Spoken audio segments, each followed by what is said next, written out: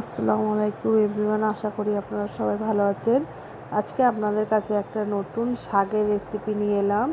দেখুন আমি কি সবজি ইউজ করেছি। হুঁপা দিয়েছি, কুমড়ো দিয়েছি, গাজর, বরবটি, আলু দিয়েছি। আপনারা কাঁচকলাও দিতে পারেন, বেগুনও ইউজ করতে পারেন। আমার হাতের মধ্যে যেটুকু সবজি ছিল সেই সবজিগুলোই আমি ইউজ করেছি। দেখুন আমি সবজি রেসিপিটা কীভাবে করছি। প্রথমে তেলেতে আদা বাটা, রসুন বাটা দিলাম, তারপর পেঁয়াজ দিলাম। পেঁয়াজ কুচি দিয়ে তার মধ্যে সব রকম মশলা দিয়ে কষিয়ে নিয়ে সবজি ভাজাটা দিয়ে দেব। তারপর শাকটা দিয়ে দেবো। আমি বড়ি প্রথম থেকে ভেজে রেখেছিলাম। আর আপনারা এই বাড়িতে রেসিপিটা ট্রাই করবেন, খুবই একটা সুস্বাদু রেসিপি, গরম গরম ভাতে খুবই ভালো লাগবে। আর সবজি রান্নাটা হয়ে এলে ওপর থেকে আমি গোটা 5 ফোড়ন, শুকনো লঙ্কা গুঁড়ো করে দিয়েছি আর তার উপর ঘি দিয়েছি। আপনারা অবশ্যই ট্রাই করবেন। আরও